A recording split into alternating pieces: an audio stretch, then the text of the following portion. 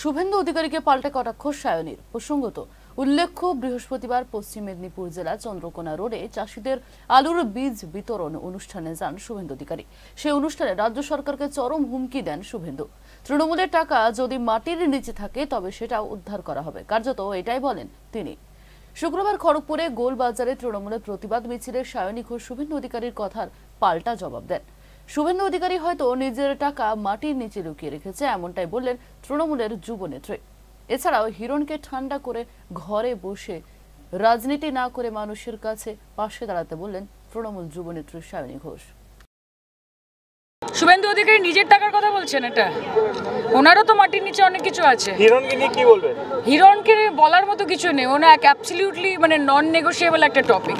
হিরণকে নিয়ে আমরা যত বেশি বলবো তত বেশি গুরুত্ব পাবে। খড়গপুরে পোস্টার করছে অনুসন্ধান চাই হিরণ নিয়ে খুঁজতে হচ্ছে। এমপি ইলেকশনে এখানে বিজেপি জিতে এসেছে, এবার কি আপনারা আশাবাদী খড়গপুর উদ্ধার হবে? শুনুন, আশা নিরাশার আমি এখানে মঞ্চ থেকে দাঁড়িয়েই বলেছি। 5 বছরে দিলীপ ঘোষকে শুধুমাত্র ইকো পার্কে মর্নিং ওয়াক করতে দেখা গেছে। খড়গপুরের মানুষরা 5 বছরে ওনার কাছ থেকে কি পেয়েছে না পেয়েছেন সেটার হিসেব করবেন, এবং মমতা ব্যানার্জির কাছে কি পেয়েছে না পেয়েছেন সেটারও হিসেব করবেন।